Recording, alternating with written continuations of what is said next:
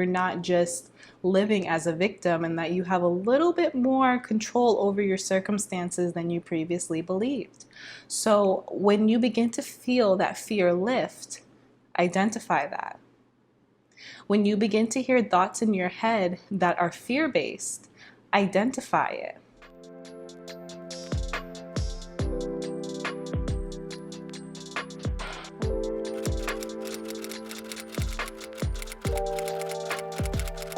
Hi guys, welcome back to my channel. My name is Dominique Davis, also known as Brown and Bendy, and here on this channel we practice flexibility of the mind, the body, and the spirit. If you are new here, please make sure that you are subscribed and also that you click the notification bell so that you can be notified of new uploads and so that you can join the Bendy Bunch. We also have a group on Facebook. We also have a group on Facebook called the Manifestation Yoga Collective. So if you would like to connect to our community on a more intimate level, go ahead and join us over on the Book of Faces. I'll put a link down in the description box.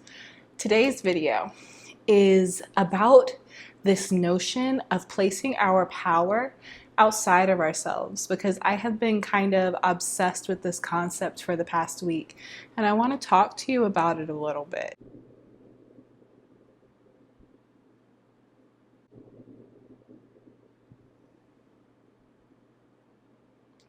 I think that this video would be most effective if I just start with the point at the very beginning.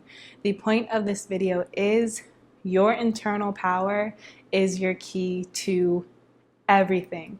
Knowing how to go within yourself to find your source of energy that allows you to understand why you do, say, and think what you do. So that's the point. Every time I say something in this video and you're just like, I'm not sure what this connects to, that is the point. That is what I am talking about. Sorry, I got a text message. My phone shouldn't be out, but it's what I used to record on my mic. Sorry. Part of this video is going to be about illusion. Understanding where you place your value.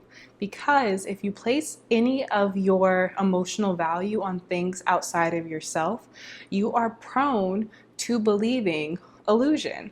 Because once you place your power outside of yourself, you have placed your power into a factor that you cannot control, that you cannot predict, and a power that you don't fully understand because it is not you. So because you don't fully understand this power, this external whatever that you have placed value in, you're kind of at the mercy of this external thing. The first example of this would be external relationships. When you place too much value on relationships with other people. In our culture, it's more popular to place value on how people feel about you, to place more value on how people feel about you, as opposed to understanding how you feel about yourself. But when you know how you feel about yourself, that helps you regain your personal power and your personal understanding of how you're moving through life. When you focus your energy on the value being placed in other people, then you're constantly trying to understand how to return that value to the people that you place the value in. But oftentimes we can't return that value because it's not our own personal responsibility to make other people happy, because we can't. We can only make ourselves happy, and other people can only make themselves happy. When you place more value on your relationship with others than you place on your relationship with yourself, you can start a dangerous cycle of becoming emotionally dependent on how other people feel about you, how other people see you, or whether other people are just going to be around you, whether they'll spend time with you. All of a sudden, you place your own personal value into how others see you and how others perceive you, simply because you value them more than you value yourself. So that's just one example. The next example that I think is really, really popular is external goals. A lot of people place a lot of value on external goals, more value on these goals than the value that they have for themselves. Something that we talk about a lot in NYC is imposter syndrome, as well as just the overall guilt that comes with taking time off and not answering work emails, or just dropping everything for work when we're not currently in work hours. And I think that that really does come from placing more value on our egoic identity as whatever we see ourselves as versus the value that we should place on ourselves for just being alive. When I say egoic identity, I'm often talking about our career paths, what we do. A lot of us identify ourselves based off of what we do professionally. And I know that there are different opinions about that, but personally, I don't see anything wrong with that, because if you choose your career intentionally, that's how you choose to give value to the world. So there's nothing really wrong with identifying yourself as that, but it takes awareness to make sure that you are not placing all of this value in your external career goals so that you're still nurturing and taking care of yourself. A lot of people don't do this, so they start to pursue their career goals and become burnt out. And a lot of times as people grow and change, their career goals don't even align with who they are anymore. But because they're so used to the hustle and they're so used to putting their own happiness on the back burner, they don't even know when they stopped being happy. So it's okay to love your job. It's okay to love what you do, but make sure that your job and your title isn't more valuable to you than just the simple aspect that you are alive and you are a being. Your job never comes before you as just a human being. And honestly, it should never come up in that way. We always have to make sure that we are being aware of our energy levels and making sure that even what we love isn't sucking us dry. The last super popular example of placing our own internal value into external things would be material wealth and possessions. A lot of times people place more external value on material possessions than they do on themselves as a human being. When you do that, you give your power away to external material things. Now, what is dangerous about all the things that I've named, whether it's a relationship with a person, whether it's a job, or whether it's a material thing like a car, a house, money in your bank account, when you put your value into these external things that are not attached to you, these things that are separate, God forbid something happens to a person where they decide they don't want to be around you anymore, or you lose your job, or you lose your house, or you get into a car accident and you lose your car. You're fine. You're still healthy. But if all of your value is in these external things and then you no longer have access to these external things, you will have the biggest identity crisis on the planet. And it should never be that way.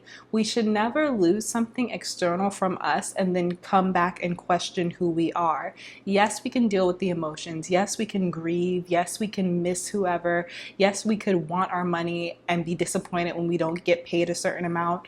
Emotions are fine.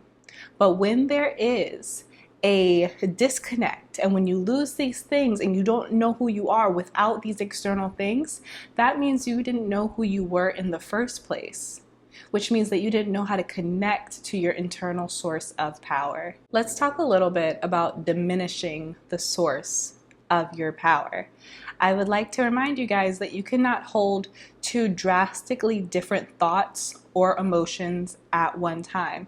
For example, you can't love someone and hate them at the same time. I know some people would disagree with that, but that's a whole nother story.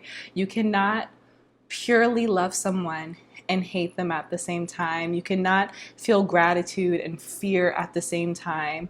And in the same breath, I would like to go back to those material or those external things that I referred to earlier and say, if you believe that a person, you can only be happy if this specific person is in your life, if this specific person loves you, you cannot think, I am happy and whole on my own at the same time.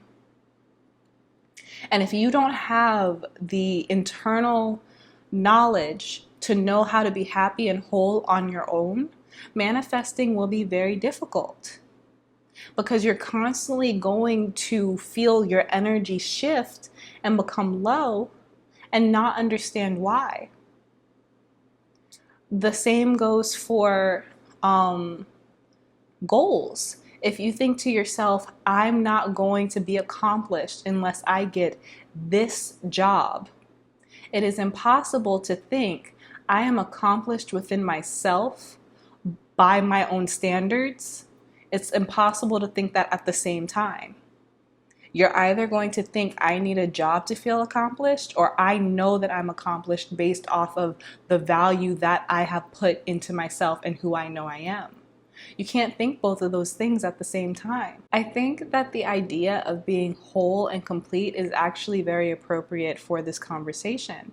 When you give away your internal power to external things, it is often hard to feel whole and complete because you're constantly looking at external sources for a wholeness that you will never find externally.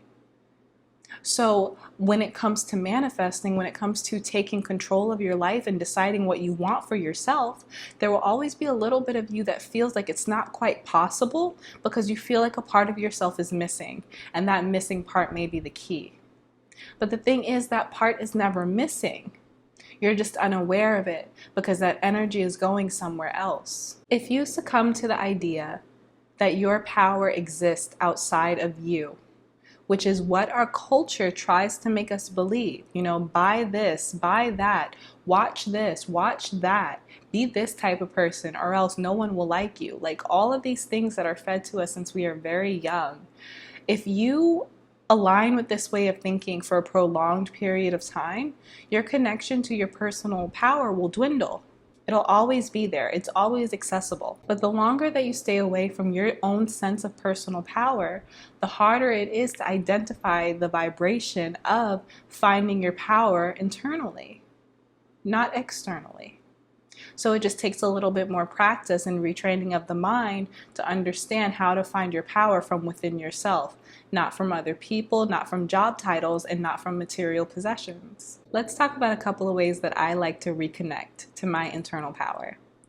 I really love meditation. This channel is all about meditation. It has changed my life, and it did help me understand how to turn off my external stimulus so that I can turn inward and really start by beginning to hear my own thoughts and then learning how to just be in the present moment. That is what meditation did for me. I also really enjoy affirmations. If you don't know, I do have an affirmation directory on my website. So it's www.brownandmindy.com/affirmations. I'll put it in the description box. But I actually have a specific category called personal power affirmations because it's a category that's really important to me. I think it's really important that on a daily basis we remind ourselves that all of our power comes from within, not from without. Some of my favorite affirmations are, my validation comes from within, and I am worthy, I am powerful, I fear nothing and no one. Affirmations like that will allow you to reconnect with your own sense of personal power. And lastly, the most intimidating way that I connect to my personal sense of power is identifying fear in my daily life. A lot of us live in fear-based states. So we can't identify fear because we're always living in fear. So once you begin to connect to your personal power, you will realize that that fear vibration lets up just a little bit because you understand that you're not just living as a victim and that you have a little bit more control over your circumstances than you previously believed. So when you begin to feel that fear lift, identify that. When you begin to hear thoughts in your head that are fear-based, identify it. Fear is a vibration that is very strong, and unfortunately, a lot of us are holding it constantly, which is where a lot of health problems come from. So a big part of identifying fear is learning about learning how it feels in your body. Is it a clenched jaw? Is it tight shoulders? Is it a slouched back, curling up, shielding yourself from the world? How does fear feel in your body? And then after that, you would start to notice what happens in your external world to make you feel that way. What triggered you to clench up? What did someone say? My cat has so many opinions about this. What did someone say to make your stomach drop? To make you start to sweat, to make your mind start going a million miles per hour? What was the trigger? Learning to identify what in your external world gives you that internal reaction will help you understand what you are placing your value in your external world. Learning to become conscious, or woke as the kids call it, is a constant effort. To me, being conscious is just understanding what your brain is doing in real time instead of in retrospect. A lot of us are raised to be on autopilot. We're raised to believe what we are told as children and what we are told by society, and to never question anything, when in reality we should always be challenging our thoughts. We should always be listening to the thoughts in our mind and saying, okay, do I actually believe that, or was that put there? So learning to be conscious is a consistent effort, but the longer you practice, the easier it becomes, and you'll realize that your personality will change and you'll actually start saving more energy, because your energy will start coming from within. You will become less reactive and more grounded, because you will understand that your energy is coming from you. You will need no validation, and you will need nothing from anyone else. You won't be searching, and you won't feel that need to prove anything, because you have everything within already. There's nothing to gain from ego battles. There's nothing to gain from being right. There's nothing to gain from, having more than another person or proving you have more than another person. There's nothing to gain from any of it when you realize that it all just comes from within. So this is something very important when it comes to manifesting, obviously, because knowing that your power comes from within allows you to understand that you're not just a victim of all the life circumstances that come to you. And that takes away a lot of the fear that some of us feel in our daily lives. Understanding that your power comes from within allows you to have a faith and a confidence in yourself to elevate to a level where you believe that you can attract anything as well as maintain it. So, I hope that this video gave you the ability to give yourself permission to find your internal power and reject anything that tells you that your power comes from outside of yourself, because that is an illusion and you deserve better. If you like this video, give it a thumbs up so other people on YouTube know that it is valuable and that they should watch it. If you'd like me to expand on anything that I talked about in this video, just let me know down below in the comments and I'll mention it in a future video. Last but not least, please make sure that you are subscribed and that you hit that notification bell so that you can become a part of the Bendy Bunch and become a reality bender yourself. I love you so much. Thank you so much for watching, and I'll see you next upload. Bye.